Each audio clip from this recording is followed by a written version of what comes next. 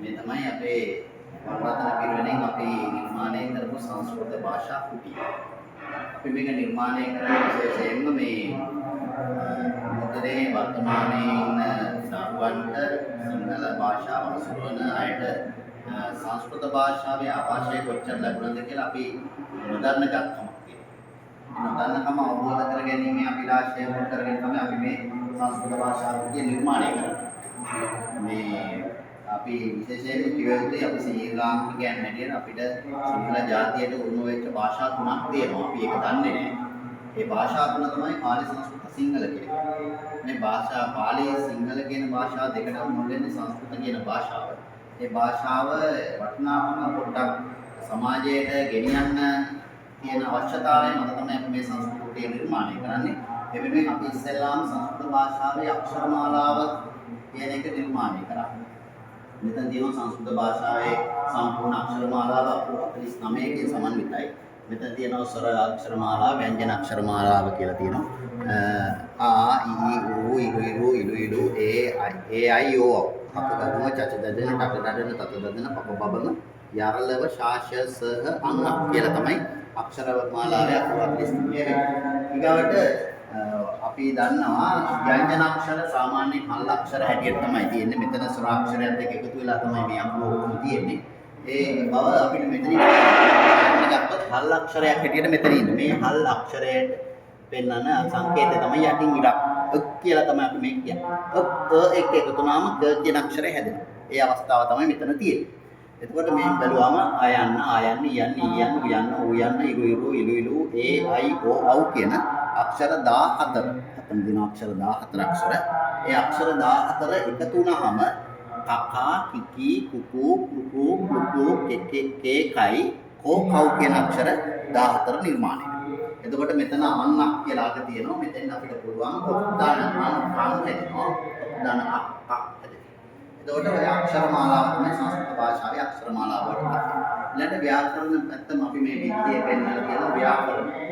මෙතන තියෙනවා ලකාර කියන්නේ ක්‍රියාවර්ණයකින්ම දස ලකාර 10ක් තියෙනවා. ඊළඟට මෙතන තියෙනවා සමාස 6ක් තියෙනවා. මේ සමාස 6 10ක් හැටියට අපි පෙන්වලා තියෙනවා. විශේෂයෙන් කියන්න ඕනේ මේ මෙතන අක්ෂරමාලාව මම මෙතන නිර්මාණය කරලා තියෙනවා වැලිපිල්ල. වැලිපිල්ල කියලා කියන්නේ ඉස්සර අකුරු ලියන අයට අක්ෂර පුරුදු වෙන්න නිර්මාණය කරන උපාංගයක්. අපිට පුළුවන් මේකේ මෙහෙම මට්ටමට වැලි යොදලා මේක ලියන්න. දැන් අපි මෙතන අයන්න කියන අක්ෂරය ගත්තොත් අපිට පුළුවන් ලස්සනට පුරුදු වෙනකම් මේකේ අයන්න ලියන්න. එහම අයන්න ලියන්න පුළුවන් ලස්සන. මේ තමයි සංස්කෘත අයන්න. ඕන දරුවෙකුට ඕනෑම කීප සැරයක් ලියලා ඒ අක්ෂරමාලාව පුරුදු පුහුණු වෙන්න පුළුවන්. සිංහල භාෂාව, පාලි භාෂාව, සංස්කෘත භාෂාව, ඕනෑම භාෂාවකට. එතකොට මෙතන තියෙනවා නාම වර්ණ ගින්න. අකාරාන්ති, කාරාන්තු, කාරාන්ති, උකාරාන්ත ඕනෑම නාමයක් වර්ණගා ගන්න ස්ත්‍රී ලිංග, පුරුෂ ලිංග ભેදයකින් තොරව තියෙනවා. ඊගවට මෙතන තියෙනවා සාහිත්‍ය පැත්ත අපි මෙතන පෙන්වලා තියෙනවා. සංස්කෘත භාෂාවේ සාහිත්‍ය. එතකොට මෙතන තියෙනවා අපි දන්නවා සංස්කෘත භාෂාවෙන් ඉන්නවා මහා කවි කාලිදාස.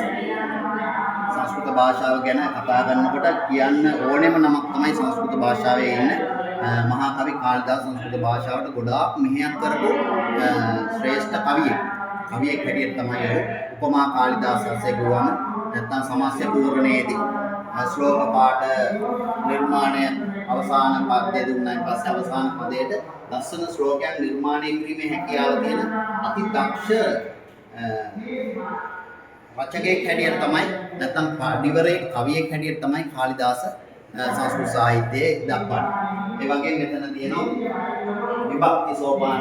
විභක්ති කියන්නේ විභක්ති 9ක් සංස්කෘත භාෂාවේ තියෙනවා. ප්‍රධාන වශයෙන් විභක්ති 7ක්, උපපද විභක්ති 2ක් එක්ක විභක්ති සෝපානයක් හැටියට අපි ලස්සන චිත්‍රයක් මගින් පෙන්වලා දීලා තියෙනවා. ඊළඟට සංස්කෘත භාෂාවේ මහා කාව්‍ය. මහා කාව්‍යයක් මොන වගේ විය යුතුද? මහා කාව්‍යයක් ලක්ෂණ මොනවාද කියන එක පිළිබඳව නොදන්න කෙනෙකුට කියවලා දැනගැනීමේ හැකියාව තියෙනවා. එතකොට පුරාණ සංස්කෘත භාෂාවටම අලලා කියවෙන සාහිත්‍ය අංගයක් තමයි පුරාණ කියලා කියන්නේ. එතකොට පුරාණ ග්‍රන්ථ පිළිබඳව ඒ සඳහන් වෙනවා. ඊට උපදේශ සාහිත්‍ය කියන්නේ සංස්කෘත භාෂාවේ වටිනා කියන සාහිත්‍ය අංගයක් තමයි උපදේශ සාහිත්‍ය කියලා කියන්නේ.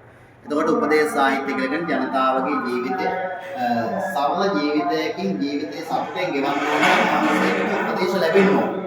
උපදිනකොට අපි මොනවාක්වත් අරන් ඉන්නේ නැහැ. එතකොට මේ සමාජයෙන් ගන්න පොත්පත් වලින් ගන්න පගියතුන්ගෙන් බුද්ධිමතුන්ගෙන් ලබා ගන්න දේ තුලින් තමයි බුද්ධිමතෙක් වෙන්නේ. එතකොට ඒ සඳහා උපදෙස් විශේෂයෙන් පංචතන්ත්‍රය හිතෝපදේශය වගේ ග්‍රන්ථවලින් විශේෂයෙන් අපි දන්නවා පංචතන්ත්‍රය විෂ්ණු සර්මන් කියන පඬිවරයා තමයි පංචතන්ත්‍රය ලියන්නේ. තන්ත්‍ර පහකින් ලියනවා. එතකොට රාජකුමාර තුන්දෙනෙකුට උගන්වන්න තමයි පංචතන්ත්‍රය නිර්මාණය වෙන්නේ. ඒ වුණාට වර්තමානයේ ඉතාම ප්‍රසිද්ධ ප්‍රකට සුප්‍රකට ග්‍රන්ථයක් හැටියට පංචතන්ත්‍රය නිර්මාණය වෙලා තියෙනවා. එතකොට ඒ පිළිබඳව පුංචි සඳහන් මේ තියෙන්නේ. මෙතන තියෙනවා ජ්‍යොතිෂ ශාස්ත්‍රයට සංස්කෘත භාෂාවෙන් මොන වගේ නිර්මාණයක් බිහි වෙලා තියෙනවද කියන එක. ඊළඟට අතන තියෙන ආයුර්වේදයට සංස්කෘත භාෂාවෙන් මොන තරම් පිටුවහලක් වෙලා තියෙනවද ආදී වශයෙන් තියෙනවා. ඊළඟට පුංචි දරුවන්ට සමාජයේ ඉන්න අයට පුංචි නිර්මාණ මේ ගීත සංස්කෘත භාෂාව මල භාෂාවක් නෙවෙයි. ඒ බව අදටත් වර්තමානයේ තියෙනවා. භාෂාවක් හැටියට ඉන්දියාව තුල ජාතියක් හැටියට භාෂාව භාවිතා කරනවා. එතකොට මේ එළියෙල පොත්පත්වල තියෙන ගීත කෝ කුක්කුටක් කූජති සූර්යයා උදේති කමලං විකසති කූ ලස්සන ගීත නිර්මාණ හැටියට දකින්න පුළුවන්. ඊළඟට අපි මේ ක්‍රයක් මගින් අපි සංස්කෘත භාෂාව වියකියපු මල භාෂාවක් නෙවෙයි කියන එක පෙන්නන්න අපි මේ ක්‍රයක් මගින් අදටත් සුජීවත්ව පටිගත වෙන සමාජය තුළ භාවිතා වෙන භාෂාවක් හැටියට තියෙනවා කියන එක අපි මේ තිරයක් මගින් පෙන්වනවා. ඊළඟට මෙතන සංස්කෘත භාෂාවේ අක්ෂර මාලාවට ඒකාකාරීව යන ඉලක්කම් 9ක් තියෙනවා සංස්කෘතයේ. ඒ ඉලක්කම් 9 අපි මෙතන පෙන්වනවා. ඊළඟට ඕනෑම කෙනෙකුට ජීවිතයට එකතු ගන්න ජීවිතයට අවශ්‍ය උපදෙස් ටිකක් මෙතන දීලා තියෙනවා. සංස්කෘත භාෂාවේ වැදගත්කම අවසානයේදී අපි මෙතන මුංචි වාක්‍ය කීපයකින් ඉදිරිපත් කළා. එතකොට ඕනෑම කෙනෙකුට ඇවිල්ලා මෙතන තමන්ගේ සාහිත්‍ය කාමීත්‍ය සාහිත්‍ය වටිනාකම සාහිත්‍ය ගැන සොයන ඕනෑම කෙනෙකුට ඇවිල්ලා සිංහල භාෂාවෙන් සංස්කෘත භාෂාවට ලැබුණු මූලාශ්‍ර මූලයක් හැටියට සංස්කෘත භාෂාවෙන් කරපු දේ පිළිබඳව දකින්න පුළුවන්. එතකොට මේක ඇත්තටම සංස්කෘත භාෂාව පිළි වෙන්නේ බමුණන් තමයි සංස්කෘත භාෂාව මේ ලෝකෙට පෙන්වලා දෙන්නේ. ඒ නිසා මේ සංස්කෘත ධාතුවේ මනාකොට සක්සන ලද කියන අර්ථය තමයි සංස්කෘත භාෂාවේ තියෙන්නේ. අපි දන්නවා බමුණු මේ කාලේ බොහෝ විට ළඟ තියාගෙන උපනිෂද් යුගයක ගත කරපු ජීවිත තමයි බමුණන්ට තිබ්බේ. මේ මෙතන මම ඒක නිර්මාණය කරලා තියෙනවා.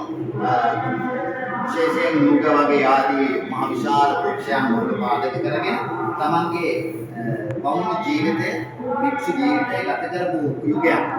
එතකොට එයාලා ආශ්‍රමයක තමන්ගේ දරුවන් වගේ තියාගෙන ළඟ තියාගෙන ගෝලයන්ට උගන්වමින් ගත කරන මේ ලස්සන බමුණු සමාජය ගැන අපිට කියාපාන කුංචි නිර්මාණයක මම එළියක් වල තියෙන ඕනෑම කෙනෙක් ඇවිල්ලා මේක දැක බලාගෙන නොදන්න දෙයක් අහගෙන තමන්ගේ දැනුම සාහිත්‍ය දැනුම වර්ධනය කර ගැනීමට හැකියාව තියෙනවා කියන එක මම කියන ඕනෑම කෙනෙකුට මේ කුටිය වෙත එන්න කියලා මම ඇරයුම් කරනවා.